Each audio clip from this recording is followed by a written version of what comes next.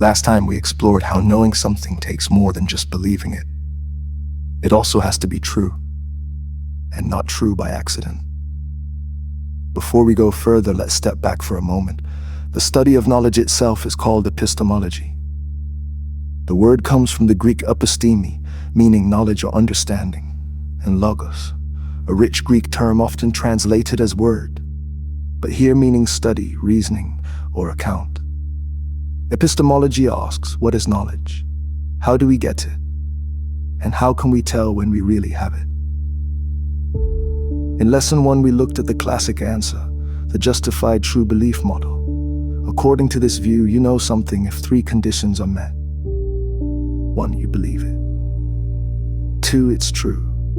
3, you're justified in believing it, meaning you have good reason.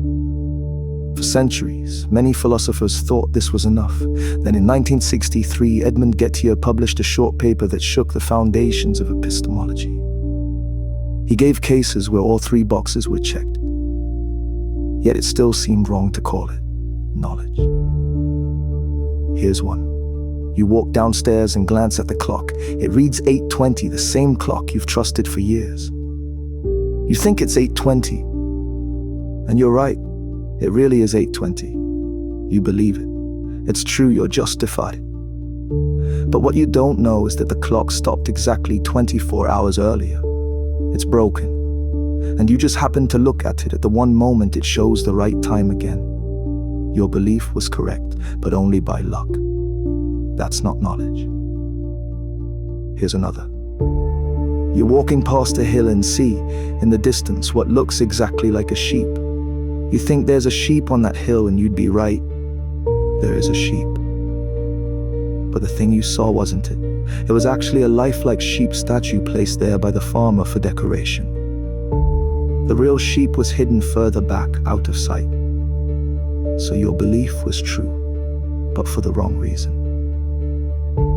Gettier's point was that you can have a justified true belief and still miss the mark of knowledge if truth comes to you by accident or through a faulty chain of reasoning. Philosophers call this Gettier luck, and avoiding it is proven harder than it sounds. Some philosophers suggested we look not just at whether you were justified, but at how your belief was formed. Others took different routes, adding a no false lemmas rule requiring a causal link between truth and belief, demanding indefeasibility that no future evidence could overturn the belief. Grounding knowledge in intellectual virtues, or even adopting contextualism, where what counts as knowing shifts depending on the stakes. This leads us to one major proposal: reliabilism. Reliabilism shifts the focus from whether you have a solid justification in the usual sense to how your belief was formed. The core idea is simple.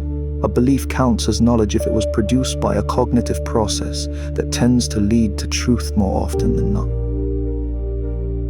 Some processes are generally reliable, for example, normal vision in good lighting, careful memory recall, or logical reasoning tend to give you accurate results.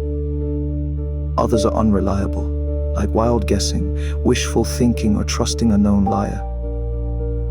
If your belief came from one of the reliable ones, reliabilists say it's far more likely to count as knowledge. This approach aims to block Gettier-style counterexamples by requiring that the truth of your belief isn't just lucky, it must come from a process that usually gets things right. In the broken clock case, for instance, your belief about the time comes from glancing at a clock. Usually, that's a reliable process. But here, the process failed because the clock was stopped. The fact that you happened to get the right time was a fluke, and reliabilism would say you didn't truly know. One strength of reliabilism is that it makes knowledge less about an internal checklist of reasons, and more about whether your mental equipment is actually tracking reality in a dependable way. But critics argue it has its own problems. For example, how do we decide what counts as reliable in every possible situation?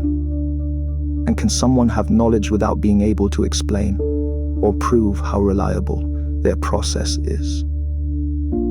These debates set the stage for the next major question: if reliabilism can't fully solve the Gettier problem, what other strategies might work.